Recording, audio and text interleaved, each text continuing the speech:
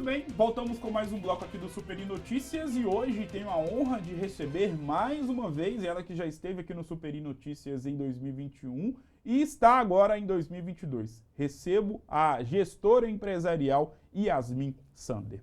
Yasmin, muito obrigado por ter aceitado o convite, é uma honra ter você aqui. Eu que agradeço o convite, espero ajudar mais uma vez aí com várias informações para todos os empresários contábeis do Brasil, né? Sim, com certeza, até porque nós vamos para todo mundo com essa entrevista. Verdade. E Yasmin, para a gente poder começar nosso bate-papo, eu queria saber qual que é a função de um gestor empresarial. A função de um gestor empresarial é gerir toda a organização empresarial, tanto quanto as finanças, né, os recebimentos das empresas, quanto também as despesas, os custos fixos e variáveis. Sim. Então, a gente faz toda essa gestão, além de fazer aí análise de estoque da empresa, para saber se a empresa deve comprar mais, comprar menos. E hoje em dia, com a atualização aí de pandemias e crises, né, em todo o mundo, também a gente faz essa análise, se a empresa deve fechar, fechar assim que eu falo, é fazer alguma férias coletiva, sim, ou ter um fluxo maior ou menor de vendas no período XY. Então, a gente faz todo esse planejamento. Em relação à importância que os empresários, seja pequeno, médio ou grande, que eles dão para esse tipo de profissional, você que está no mercado, atua no mercado aqui em Governador Valadares, sente que esse profissional, não só você, mas também outros colegas de função, de profissão, são valorizados, têm sido valorizados aqui em Valadares, principalmente uma cidade que possui uma rede de comércio muito grande, ou seja, muitos empresários?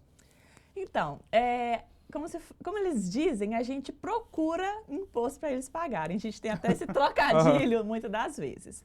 Normalmente, os pequenos empresários, né, normalmente os MEIs, eles só têm uma procura aos profissionais contábeis quando eles já têm o problema, quando a Receita Federal já os encontrou. Então, é essa procura menor. Os empresários que são médios, ou seja, aqueles que têm uma vida longa empresarial, são os que têm a habitualidade nesse desempenho de planejamento. Sim. Eles conseguem pagar os seus impostos em dia, eles não têm dívida nenhuma, são empresas regulares e empresas, assim, limpas, que a gente fala, né? Sem dívidas nenhuma. Empresas grandes, elas já precisam de um faturamento maior, além de que eles precisam também de compras maiores dentro de volume. Eles precisam de volume para fazer aí o giro. Eles trabalham muito com giro. Então, acaba tendo um pouco de capital, que você fala. Giro de capital. Então, acaba tendo um pouco mais de dívida esse tipo de empresa. Porque o que entra ali para eles, o efetivo, eles já investem em um novo ganho para fazer giro. Então, eles fazem muito giro de capital, grandes empresários. Então, grandes empresários, eles têm uma assessoria contábil muito extensa ao lado deles, porque não tem como você fazer isso sem um planejamento. Interessante você tocar nesse ponto, porque eu acompanho vários pequenos e médios empresários ligados à área fitness, né, donos de academia, que eles sempre postam ali, olha o meu limite aqui no meu cartão de crédito, tá zerado, porque tudo que eu ganho, eu consigo e faço ao máximo e tento ao máximo investir. Eu não sei se tem muito a ver com a sua área e com o que você acabou de falar, mas é sobre essa questão que você falou, né, que os médios e grandes empresários, eles precisam ter um capital de giro, um giro de capital gigante, né, para poder estar gastando, mas ao mesmo tempo esse gasto acaba sendo investimento. Um ponto interessante, nesses últimos 2 anos, né, todos nós estamos convivendo com a pandemia. Juntamente com o setor de saúde, além do setor político, a questão econômica talvez tenha sido a mais afetada. E, consequentemente, vários empresários, milhares de empresários foram afetados por conta dessa questão aí de empresas fechando, empresas abrindo, tendo que gastar mais, tendo que gastar menos, fechar a torneira de dinheiro. Esse profissional foi ainda mais procurado neste momento de pandemia, ou eu estou errado?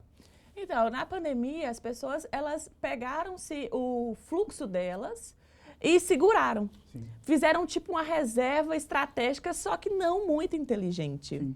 Porque nessa época de pandemia, é a época que você precisa efetivamente de um planejamento para você saber o que você vai fazer de despesas maiores, despesas menores, né? Aquelas despesas que são fixas para o estabelecimento apenas existir, aquelas despesas que são variáveis. Sim. Então, assim, você precisa ter esse planejamento. E acabou que as pessoas, elas reteram isso, elas pararam de investir nesse tipo de planejamento. E agora, com o comércio voltando, né, com as coisas voltando um pouco melhor, elas estão tendo já essa consciência que precisa de alguém ao lado para auxiliar nesse novo cenário da economia. Em relação à gestão empresarial para a vida pessoal, você imagina que também dá várias dicas para amigos, amigas sobre como ter uma boa gestão financeira na vida pessoal. Dá para poder implementar alguns conceitos da gestão empresarial que serve, claro, para as empresas, mas que também possa servir para as pessoas? Então, o primeiro ponto, acho que é o ponto principal hoje, é você não misturar as suas contas da empresa com as suas contas de pessoa física. É o primeiro ponto, o ponto crucial.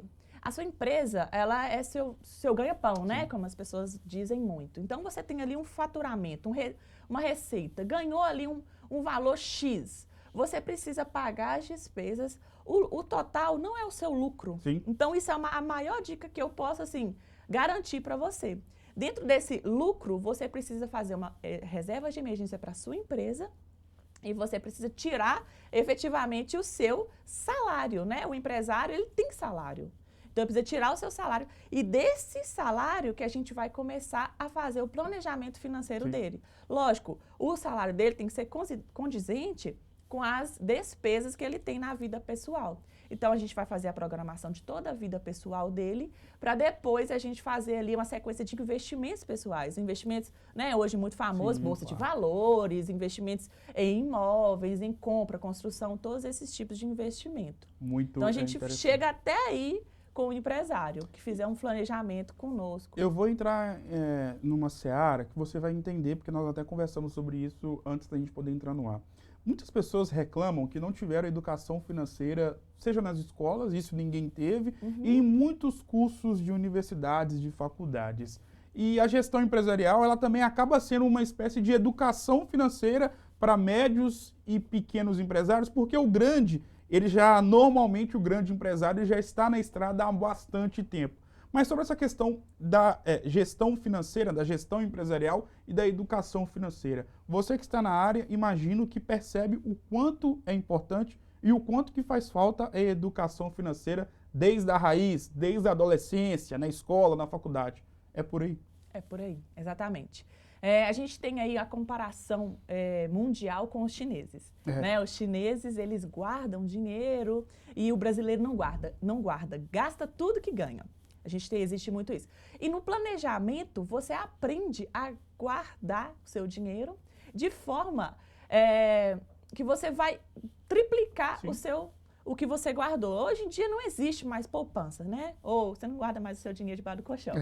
Você investe seu dinheiro, mas de maneira moderada. A gente tem vários tipos de investidores hoje, que é o moderado, é aquele que é seguro demais, não tem coragem de fazer isso. Eu vou colocar aí, mas o dia que eu quiser tirar, eu tiro. E tem os que arriscam-se, né? Tem aí o tipo de mecanismo que chama os robôs, né? Que fazem os investimentos em bolsa, ganhando aí, chegando em uma margem de 10 mil reais por dia, mas também perdendo aí 2, 3 mil reais ao dia. Então, essa educação financeira, esse planejamento tributário, esse gerenciamento empresarial, ele te ensina a você ter educação de que você não teve antes. Porque ninguém tem na escola. E os pais da gente também não conseguem ajudar a gente com isso, né? E em relação àquele tipo de pessoa que tem um cartão de crédito como a matriz dos seus gastos financeiros, e acaba se complicando. Você, imagino que já deve ter dado dicas para amigos próximos em relação a isso. O cartão de crédito, ele é vilão, e aí pode ser de empresa ou da pessoa com CPF ali, né? É o grande vilão dos gastos das pessoas nos dias de hoje? Então, a pessoa que não tem a estrutura de conhecimento básico, gente, é uma assessoria básica. O cartão de crédito acaba sendo um vilão. Porque, muitas das vezes, seu cartão de crédito é um limite de 10 mil reais. Vou dar um exemplo aqui para ficar bem mais fácil. E você ganha 5. Então, efetivamente, você ganha 15. As pessoas trabalham dessa forma. A conta gira em torno disso. E pensa que o limite do cartão de crédito é um dinheiro que ela tem. Mas, na verdade, é um limite, é uma quantia que ela não tem. Não tem. É um limite que você vai usar ali para você fazer a gestão das suas finanças. E se você tiver educação financeira, mesmo que básica, gente, não é nada demais. O cartão de crédito é um mocinho. Eu estava ensinando isso aqui até agora para o Gustavo. Sim, verdade. A gente estava falando sobre isso.